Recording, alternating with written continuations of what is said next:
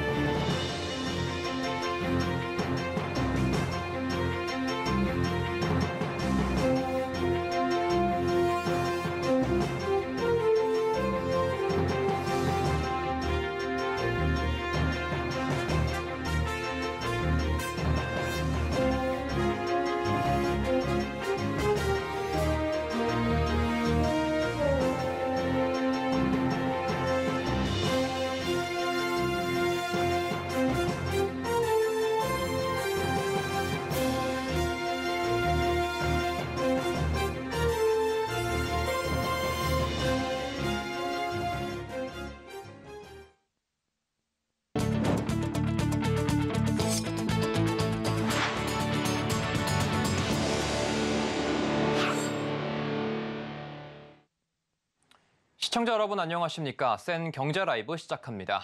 정부가 주식 양도소득세가 부과되는 대주주 기준을 완화했습니다. 국내 증시의 이른바 큰손 투자자들이 직접적인 감세 혜택을 볼 것으로 보이고 있습니다. 서청석 기자입니다. 주식 양도소득세가 부과되는 대주주 기준이 현행 10억 원 이상에서 50억 원 이상으로 대폭 상향 조정됩니다. 오늘 기획재정부는 소득세법 시행령 개정안을 입법 예고한다고 밝혔습니다. 개정안은 관계부처 협의를 거쳐 오는 26일 국무회의에서 의결될 예정입니다. 조정되는 대주주 기준은 내년 1월 이후 양도분부터 적용됩니다. 현행 소득세법 및 시행령에 따르면 연말 기준 투자자가 주식을 종목당 10억 원 이상 보유하고 있거나 특정 종목 지분율이 일정 수준인 코스피 1%, 코스닥 2%, 코넥스 4%를 넘어서면 대주주로 보고 양도 차익의 20%에서 25%를 과세하고 있습니다. 이 기준을 50억 원으로 높이게 되면 양도세 과세 대상이 대폭 줄어들게 됩니다.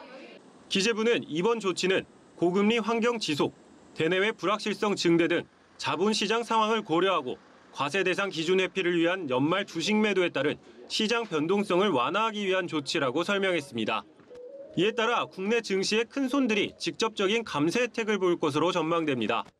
대통령실도 대주주로 지정되지 않기 위해 과세 기준인 연말 직전에 대주주들의 매물이 쏟아지면서 결과적으로 개미 투자자들까지 손실을 보는 구조를 차단하려는 취지라고 설명했습니다. 서울경제TV 서청석입니다. 은행권이 금리 부담으로 어려움을 겪는 자영업자 소상공인을 지원을 위해 1인당 최대 300만 원까지 낸 이자를 돌려주기로 했습니다. 조용병 은행연합회장과 20개 사원은행 은행장들은 오늘 김주현 금융위원장, 이복현 금융감독원장과 간담회를 열고 은행권 민생금융 지원 방안을 발표했습니다. 지원 대상은 연 4%가 넘는 금리로 은행에서 개인 사업자 대출을 받은 차주이며 약 187만 명이 평균 85만 원을 환급받게 될 것으로 추산됩니다.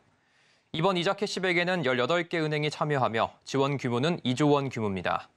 각 은행이 분담하는 지원액은 올해 순이익 규모에 따라 배분됩니다. 한편 은행권은 4천억 원을 마련해 취약계층 지원에도 나섭니다. 전기료 임대료 지원 등 이자 환급 외 방식이나 자영업자 소상공인 이외의 취약계층 지원, 보증기관 또는 서민금융진흥원 출연 등이 거론되고 있습니다.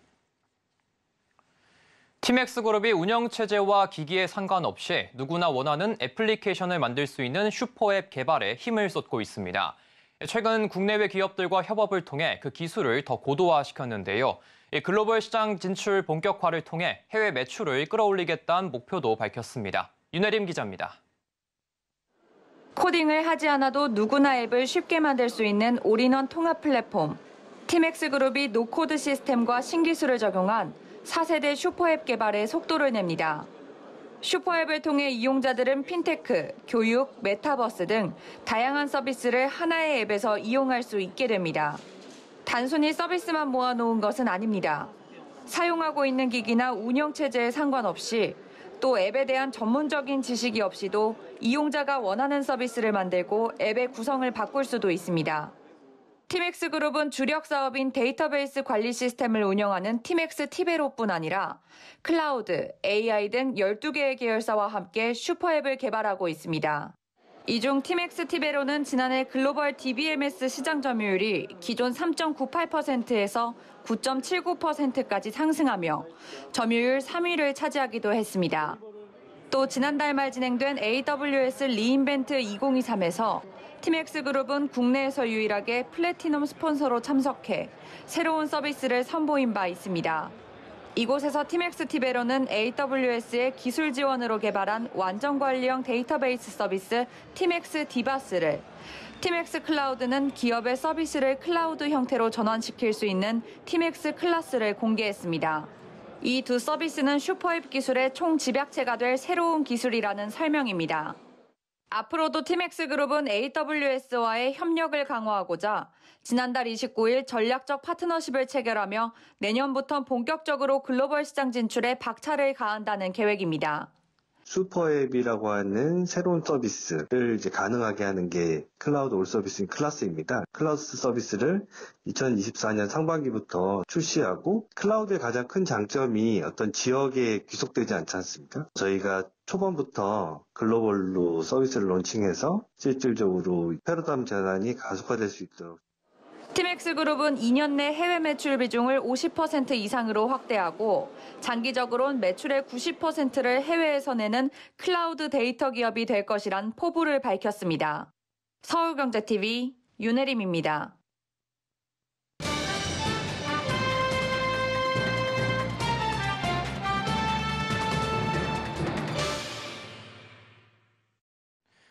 올 한 해도 한 주밖에 남지 않았습니다. 이 경기 불확실성이 여전한 상황 속에서 내년 증시 전망에 투자자들의 관심이 모이고 있는데요.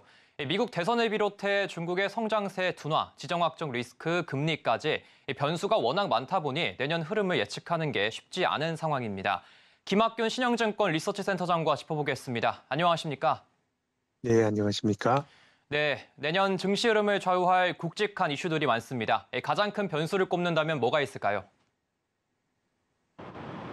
제 생각에는 작년과 올해 중앙은행들이 금리를 올리면서, 금리라고 하는 게 자산 가격 결정의 가장 중요한 요인으로 작동을 했습니다.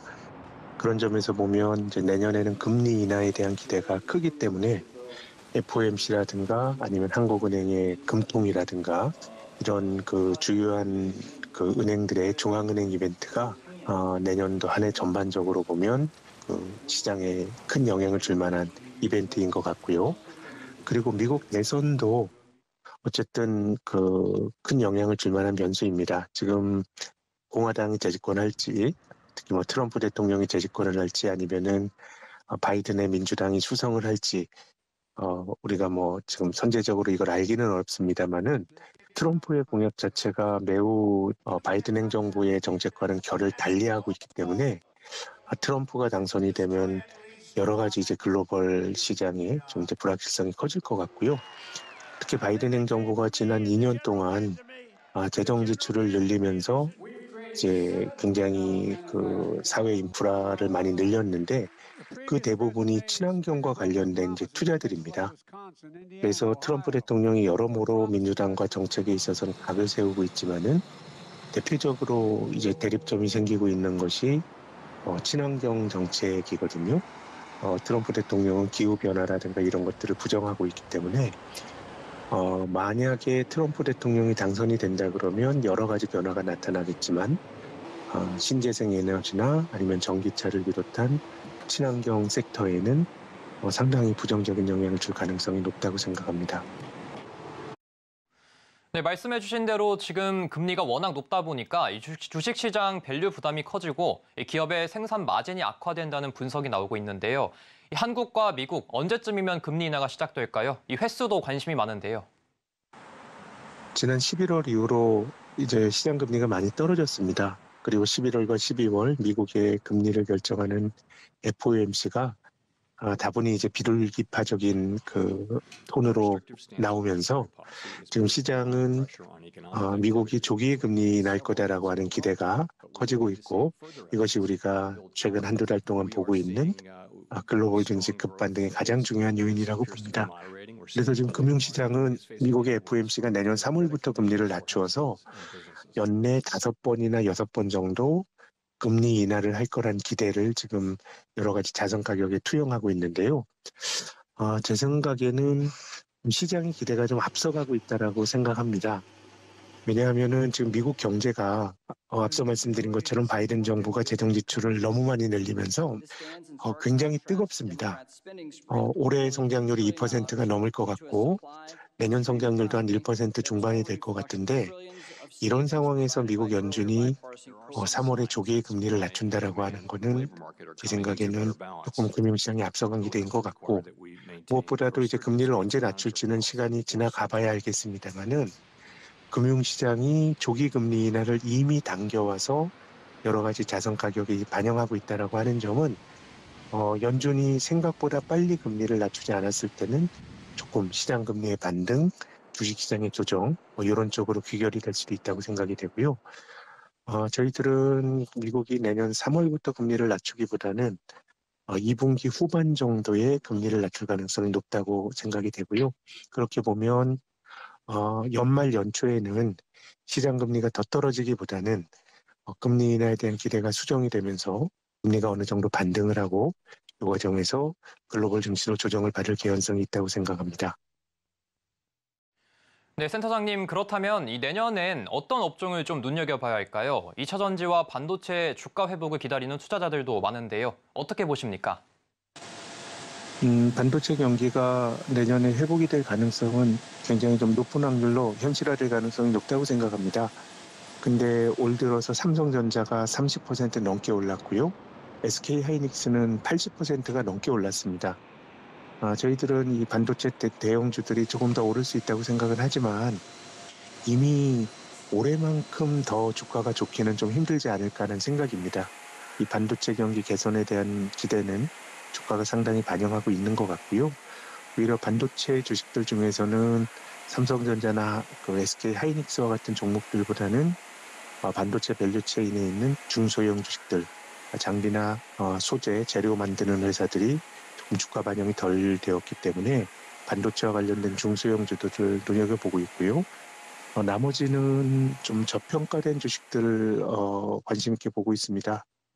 특히 제약주의 경우에는 최근 한 3년여 동안 이제 소외가 됐고, 그리고 최근에 일부 그 레거시 제약업체를 중심으로 해서 기술 수출의 성과도 나오고 있고, 밸류에이션도 그렇게 비싸지 않기 때문에 뭐 바이오라기보다는 제약 관련 주식들 나은 성과를, 시장 대비 나은 성과를 기록할 것으로 기대하고 있고요.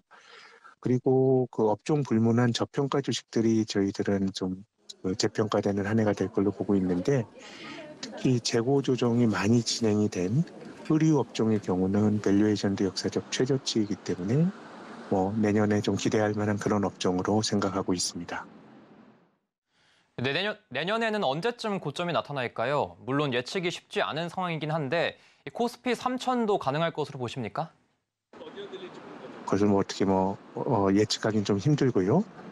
다만 이제 우리 시장이 지금 장기 박스권에 머물러 있는데요. 길게 보면 10여 년 넘는 박스권에 머물러 있습니다. 종합주가지수가 2,500을 넘나들고 있는데 우리나라 코스피가 처음 2,000포인트 갔던 게 2007년 여름입니다. 16년 지났는데 한 500포인트밖에 안 오른 거거든요, 2,000에서. 그럼 연율로 따지면 한 1.5%가 안 되는 부진한 성과인데, 역사적으로 한국 시장이 좋았을 때는 아주 강력한 그 매크로의 회복이 수반되는 장에서 한국 시장의 강세장이 나타났습니다. 70년대에 그 중동건설공으로 오일머니가 들어올 때 시장이 굉장히 좋았고, 또 80년대 후반에 3조 호황 때 또 시장이 굉장히 좋았습니다. 그리고 2004년부터 2007년까지 중국 경제가 잘 나갈 때 우리가 중국 경제의 덕을 보면서 이제 좋았거든요. 그런 점에서 보면 올해 성장률이 작년보다 개선이 될 가능성은 높지만 지금 한국 경제가 경제 자체가 활력이 있다고 말하기는 좀 힘듭니다.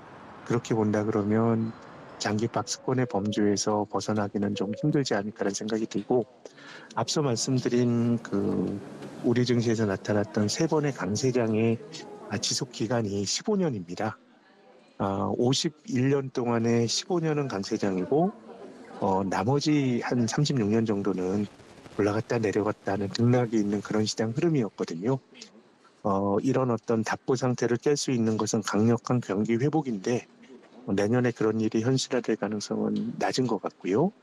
2023년과 같은 박스권이 이어질 가능성이 높고, 내년에도 코스피와 같은 시장 대표 지수보다는 그 안에서 종목을 잘 고르는 어떤 해안이 전반적인 주식 투자의 성과를 결정할 것으로 생각합니다. 네, 말씀 잘 들었습니다. 지금까지 김학균 신영증권 리서치 센터장이었습니다. 오늘 말씀 감사합니다.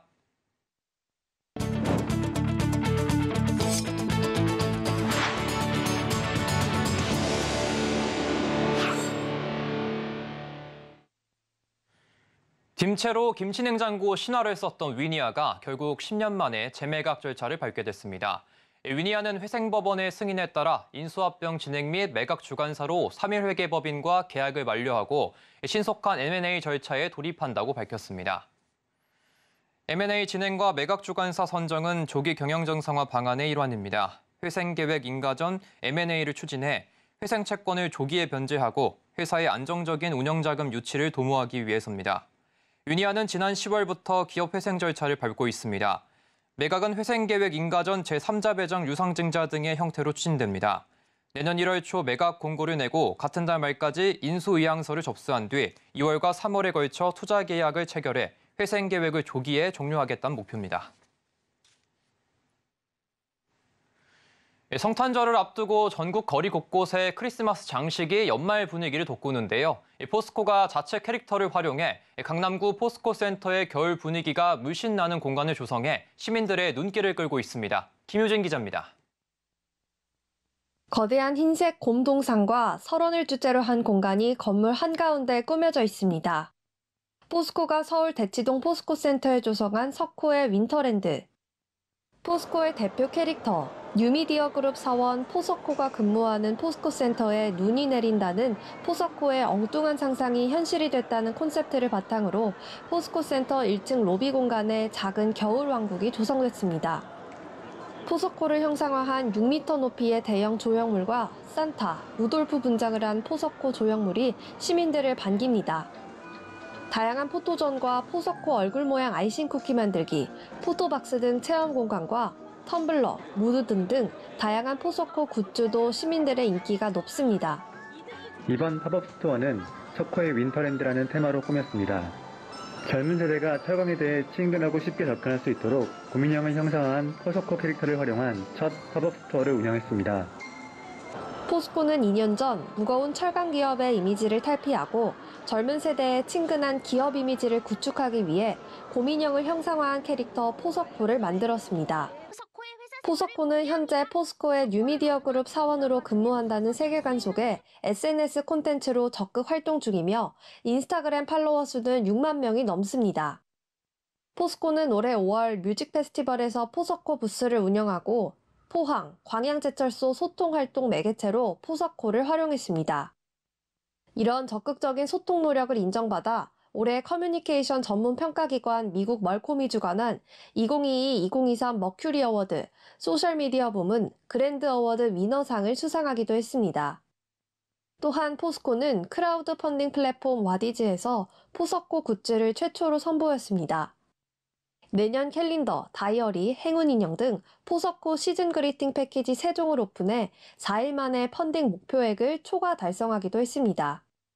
이외에도 포석호 캐릭터의 부캐로 영어 치얼업과 발음이 유사한 철업맨 캐릭터를 개발하는 등 세계관을 키워나가고 있습니다.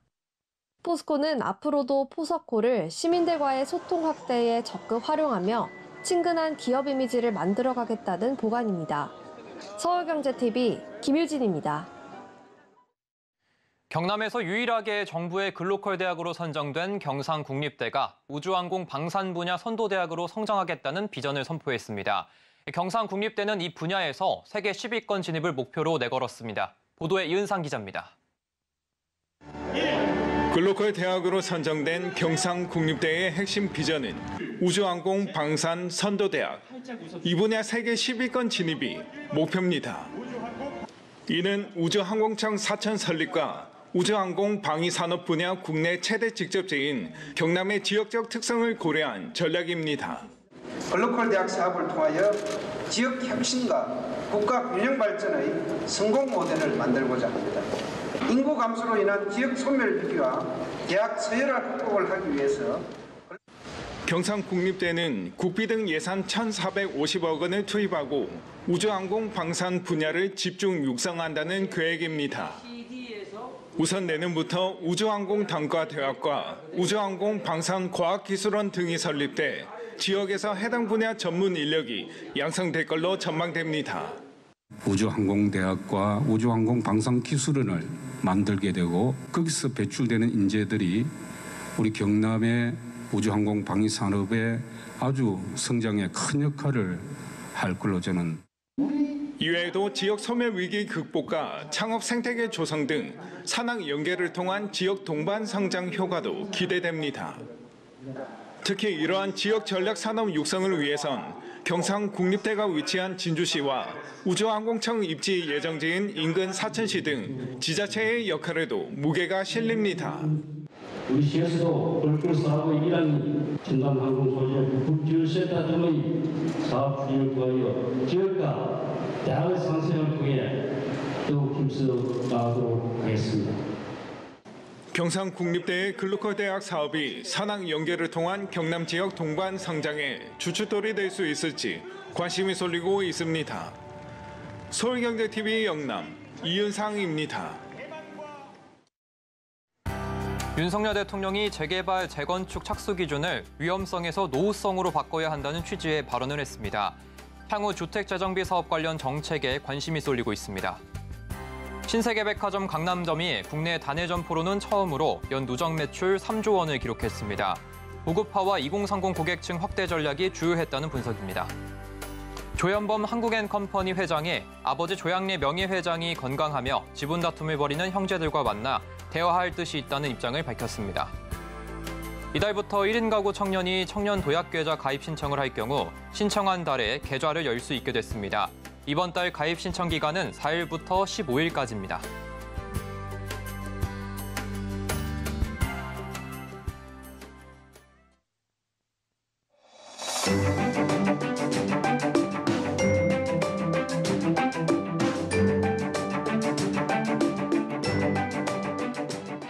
안녕하세요. K웨더 라이프스타일 예보 박선우입니다. 전국 대부분 지역에서 하늘은 파랗고 대체로 맑은데요. 충남 서부와 전라 서부, 그리고 제주와 울릉도 독도에는 많은 눈이 내리겠습니다. 대설특보도 내려져 있는데요. 내일까지 충남 서부와 전라 서부 내륙에는 5에서 10cm의 눈이 쌓이겠고, 충남 서부와 전라 서부 해안 지역과 제주, 울릉도 독도에는 10에서 20, 많게는 30cm 이상 눈이 매우 깊게 쌓이겠습니다. 축사나 비닐하우스 지붕이 무너지지 않도록 수시로 쌓은 눈을 치우시고 각종 안전사고에도 유의하셔야겠습니다. 전국적으로 아침 기온이 영하 10도 이하로 내려가며 매우 추운 하루였는데요. 내일 아침 기온도 오늘과 비슷하게 매우 춥겠지만 내일 낮부터는 점차 기온이 오르겠습니다.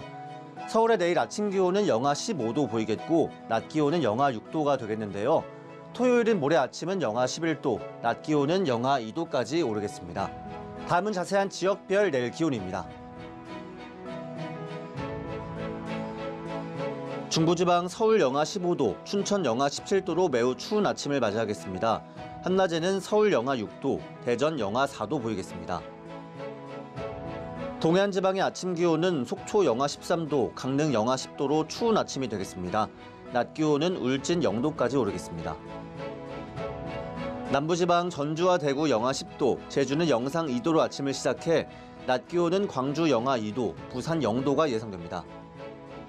동해는 대체로 맑은 가운데 남해는 구름 많겠고 서해는 흐리고 많은 눈이 내리겠습니다. 물결은 전해상 최대 4m 이상으로 매우 거세겠습니다. 일요일 경기 남서부와 충남, 충북 남부, 전라, 제주 등 서쪽 지방을 중심으로 눈이나 비가 내리겠습니다. 성탄절인 월요일에는 중서부를 중심으로 눈이나 비 소식이 들어있습니다. 날씨였습니다. 이상으로 센 경제 라이브 마칩니다. 함께해 주신 여러분 고맙습니다.